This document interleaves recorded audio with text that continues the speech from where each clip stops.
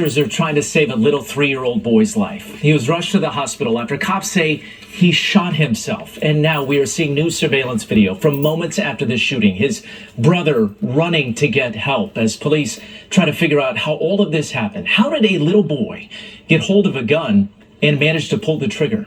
Eyewitness News reporter Tony Yates joins us live with what we know right now. Tony? Yeah, Mike, 3 years old, just let that sink in. There are so many questions this afternoon behind that tragedy. Like, number one, who was supposed to be watching that 3-year-old and obviously was not? And two, who owns that gun and why was it not locked away? And as you said, doctors at University Hospital here feverishly trying to save that baby's life.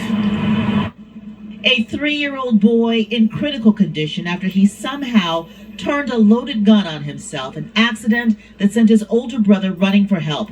It was about 5:47 yesterday afternoon when the toddler, yes, a toddler, pulled the trigger in this blue home on Wainwright Street. 7 minutes later, you see his older brother. We blurred his face in the surveillance video from the corner store, leaving the house, headed to the store for help. The manager saying he came into the store around 5:54 with his shirt covered in blood. He told me that he needed help. His brother couldn't breathe. Seconds later, the camera picks up the brother and one of the store clerks heading back to the house. He immediately returns, sounding the alarm.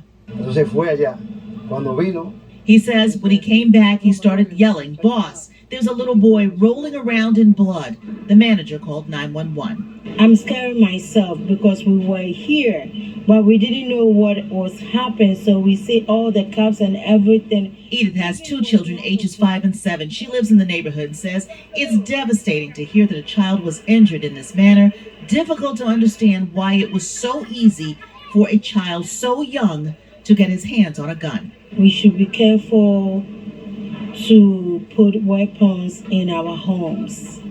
In a safe place. In a safe place. Newark police were still conducting their investigation at the home this afternoon. Police say a total of 3 children were in the house at the time of the shooting. This mother, knowing it could have ended much worse. And what will you say? You will blame yourself for the rest of your life. So many families with thoughts and prayers for that child tonight. The Newark Police Department releasing a reminder to families that if you have guns in your home, lock them away to make sure children cannot get their hands on them. For now, we're live here outside University Hospital in Newark. Tony Yates.